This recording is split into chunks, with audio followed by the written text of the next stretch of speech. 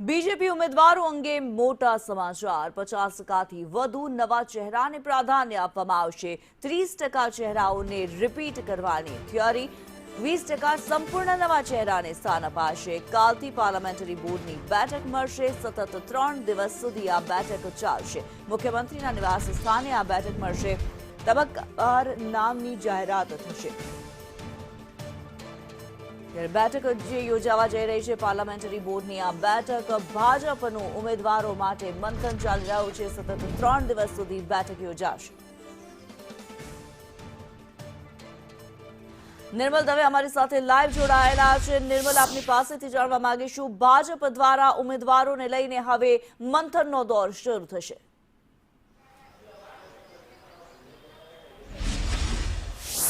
જો ભાજપના ઉમેદવારો જાહેર થાય તેના માટેની ઉત્સુકતા અનેક ગણી છે ગરમાવો નામને લઈને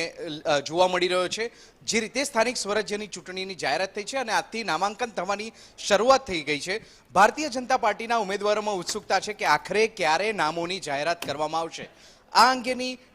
જે માહિતી છે તે પ્રમાણે ઝોન વાઇઝ બેઠકોની શરૂઆત કરી દેવામાં આવી છે ઝોન વાઇઝ બેઠકોની અંદર ઉમેદવારોના નામને લઈને ચર્ચા કરવામાં આવી રહી છે પેનલ બનાવવામાં આવી રહી છે અને આ તૈયાર થયેલા નામોની જે પેનલ છે તેને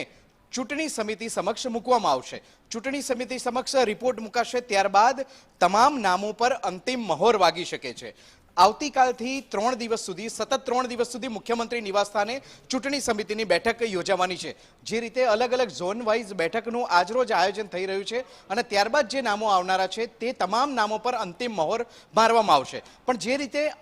અંદરની માહિતી સામે આવી રહી છે ભારતીય જનતા પાર્ટીના ઉમેદવારોને લઈને અને તેમાં પણ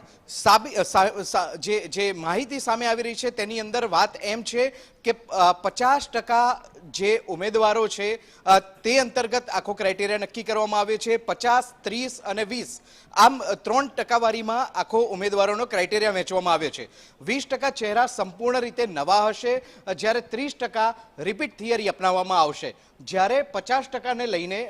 અન્યત્ર માહિતી સામે આવી રહી છે આમ ટોટલ અલગ અલગ 3 પ્રકારની જે ટકાવારી છે તે ટકાવારી અંતર્ગત ઉમેદવારોના નામની જાહેરાત કરવામાં આવશે 3 દિવસ સુધી સતત મુખ્યમંત્રી નિવાસસ્થાને બેઠકનું આયોજન કરવામાં આવ્યું છે અને બેઠકમાં તબક્કાવાર નામોની જાહેરાત કરવામાં આવશે જી ધન્યવાદ નિર્મલ આ માહિતી માટે